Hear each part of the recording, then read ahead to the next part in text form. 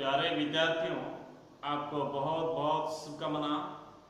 आज हम चर्चा करेंगे +2 पहला वर्ष MIL हिंदी।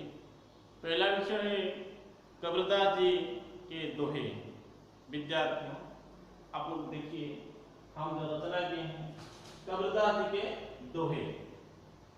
पहले हम कबीरदास जी के जन्म वृतांत के बारे में चर्चा करेंगे।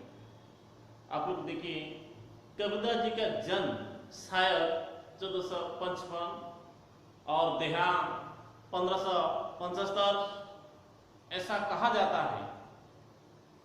कबीरदास एक विधवा ब्राह्मणी से जन्म लिया है। समाज का अलग लाज और रीति नियम में प्रभावित होकर विधवा ब्राह्मणी ने कबीरदास जी को एक तालाब के नीचे छोड़ दिए हैं और कबीरदास को एक मुसलमान दंपति नेहरू और नीमा पाकर लाए हैं और पालन पोषण किए हैं। धीरे धीरे बड़े होकर कबीरदास जी ने कुछ दोहे रचना की हैं। तो कबीरदास जी का यह सब को हम दोहा कहते हैं। दोहा हम क्यों कहते हैं? आप लोग देखिए, और सब दो दो लाइन में लिखा होने के कारण इसको दोहा कहा गया, क्योंकि दो दो लाइन। और कबीरदास जी के दोहे में ऐसा लिखा है, कबीरदास जी पढ़ा लिखा नहीं थे। कबीरदास जी के मुख से जो वाणी निकल जा रहा था, उस वाणी को कबीरदास जी के कोई शिष्य ने बीजक नामक ग्रंथ से रचना किया। और कबीरदास जी दोहे को साखी कहा जाता है। साखी इसीलिए कहा जाता है जो देखा हुआ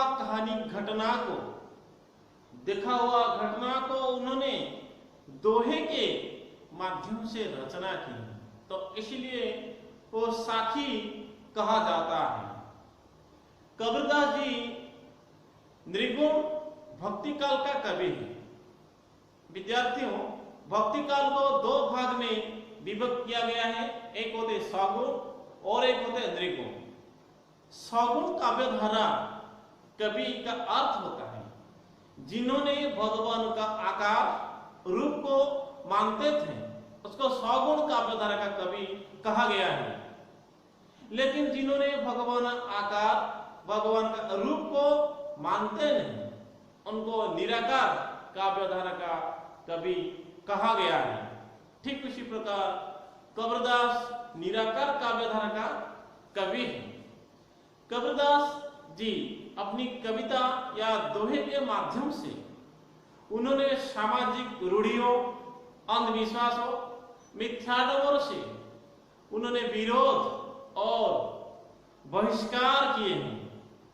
तो इसलिए उनको कोई बार कठिनाइयां सम्मुखीन होना पड़ा। सचमुच कबीरदास एक कवि नहीं थे, उन्होंने समाज सुधारक थे। कबीरदास को समाज सुधारक इसलिए कहा जाता है, समाज में जो नियम, जो बंधन है, उन्होंने विरोध किए थे।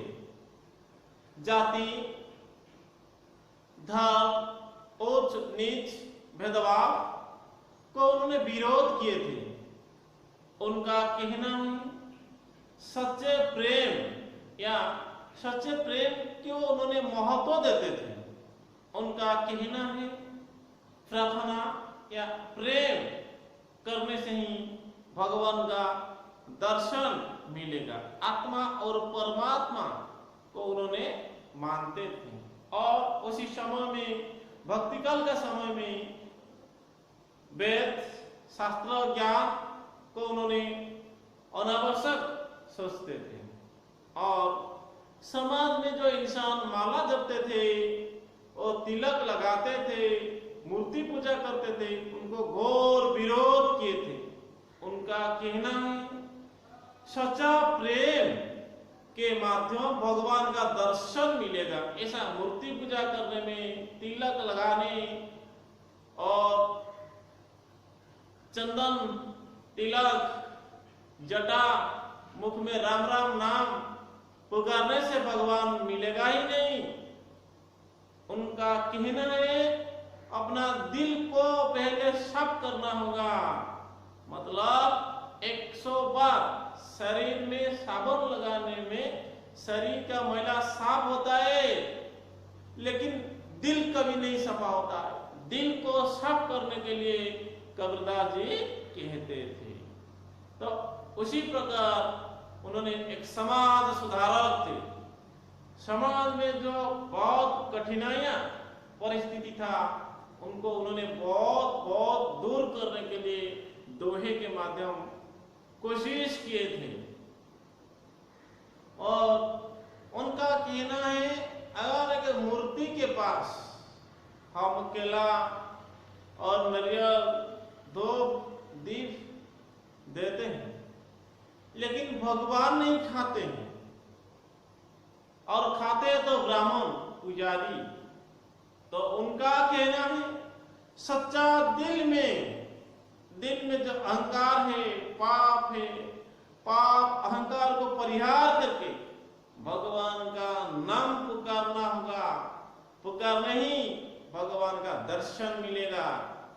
यह और बहुत कुछ है कबीरदास का बारे में जानकारी देने में होगा विद्यार्थियों। ठीक है, देखिए अभी हम जाएंगे उनके जो दोहा रचना किए हैं, वो दोहा को अभी हम चर्चा करेंगे। पहला दोहा है, देखिए, गुरु गोविंद तो एक है, दूजा सो आकार, आपा मेंटे हरि भजे तब पावे दीदार। विद्यार्थियों देखिए, गुरु गोविंद एक है। गुरु जो ज्ञान देते थे, विद्या देते हैं, उनको गुरु कहा जाता है। तो गुरु और गोविंद, गोविंद का मतलब होता है ईश्वर या भगवान। तो गुरु गोविंद एक है का अर्थ होता है गुरु गोविंद एक। गुरु गोविंद में कोई भिन्नता नहीं है, लेकिन दूजा सब आकार, आकार मतलब रूप। जो सोचते हैं वो सब झूठा है, जो अलग सोचते हैं, अनुभव करते हैं, वो झूठा है। गुरु गोविंद बराबर है, दोनों में कोई भिन्नता नहीं है, अलग नहीं है, क्योंकि गुरु गोविंद के पास पहुंचाने के लिए गुरु एक मार्गदर्शक के रूप में खड़े होते हैं। गुरु बिना संसार अंधकार है, क्योंकि हम जिसको भगवान मानते हैं, हम जिसको ईश्वर मानते हैं, ईश्वर भगवान के पास ज्ञान देने के लिए हम लोग के पास पहले कौन है? गुरु है। तो इसीलिए गुरु गोविंद बराबर है, दोनों में कोई अलग नहीं है। तो गुरु और गोविंद एक है, ठीक है। गोविंद, गुरु को हर पल में हम देखते हैं, गुरु हमको ज्ञान देते हैं, लेकिन गोविंद का दर्शन किस प्रकार मिलेगा, कबीरदास दोहे के माध्यम से उन्होंने चर्चा किए हैं। हम जानकारी देंगे गोविंद को पाने के लिए क्या करना पड़ेगा। ना आपा मेंटे हरि भजे, आपा मतलब अहंकार, मेंटे मतलब दूर करना। आपा मेंटे अहंकार को परिहार करके कबीरदास कहते हे मानव, हे इंसान, आप लोग का शरीर में, आप लोग का दिल में जो अहंकार है, अहंकार को परिहार कर दे। आपा मेंटे हरि भजे, दिल में अहंकार को परिहार कर दे, उसके बाद हरि का भजन कर। अहंकार को परिहार करके हरि का भजन कर, तब पावे दीदार। दीदार अर्थ होता है दर्शन। अहंकार को परिहार करके भगवान का नाम जप तप करने गोविंद का दर्शन मिलेगा, दीदार मिलेगा। यह था पहला दोहा। इस दोहा हमको यह संदेश दे रहा है, मन में जो पाप है, मन में जो अहंकार है, अहंकार पाप को परिहार करना चाहिए, गुरु गोविंद को समान नजर में देखना चाहिए। दोहा नंबर 2 हो जाएंगे। देखिए विद्यार्थियों, चकुई बिछुरी रेन की आई मिले प्रभाती, जय न बिछुरी राम सो ते दिन मिले रात।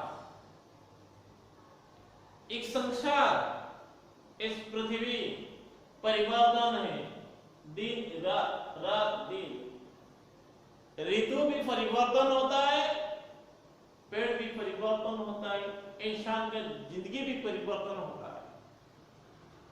मतलब गतिशील दुनिया में सब कुछ परिवर्तन है, लेकिन परिवर्तन के बारे में उन्होंने चर्चा की है। हम देखेंगे चकमी बिछुरी रेन, रेन मतलब रात, चकमी मतलब एक प्रकार पक्षी, चकवा चकमी दो पक्षी है, उन्होंने बिछुरी रेन लिखी, रेन मतलब रात, रात में चकवा चकमी बिछुड़ जाते हैं, अलग हो जाते हैं। चकवा चकमी दो पक्षी है, रात में अलग हो जाते हैं। आई मिले प्रभाती, प्रभाती का मतलब होता है दिन या सुबह, फिर भी उन्होंने सुबह आके मिल जाते हैं। चकवा चकवी दो प्रकार पक्षी हैं, रात में बिछुड़ जाते हैं, जब सुबह होता है दिन में आके मिल जाते हैं। और फिर कहते हैं जे न बिछड़े राम सो दे दिन मिले ना रात। लेकिन चकवा चकवी दिन में भी रात में बिछुड़ जाते हैं, दिन में मिल जाते हैं।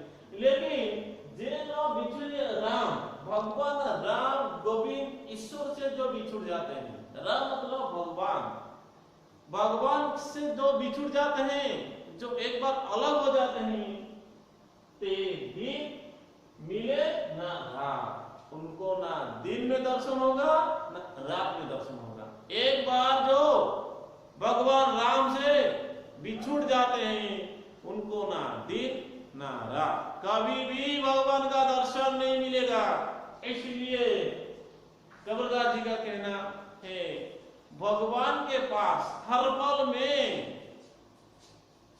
प्रेम करना चाहिए, कभी भी बिछुड़ या अलग होने के लिए कोशिश मत करना।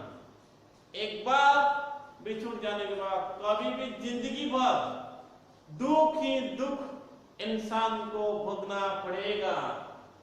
तो इस दोहा मानववादी वाणी दे रहा है, इंसान को सलाह देता है हर पल में भगवान के पास जुड़े रहने के लिए, कभी भी भगवान का पथ नहीं छोड़ने के लिए उपदेश देते हैं कबीरदास इस दोहे के माध्यम। दोहा नंबर 3 पर अभी जाएंगे। सतगुरु हम सो रिझी करी, कहा एक प्रसंग, वर्षा बादल प्रेम का भिजी गया सब अंग। सदगुरु, विद्यार्थियों सदगुरु किसको कहा जाता है? गुरु तो गुरु, फिर सदगुरु।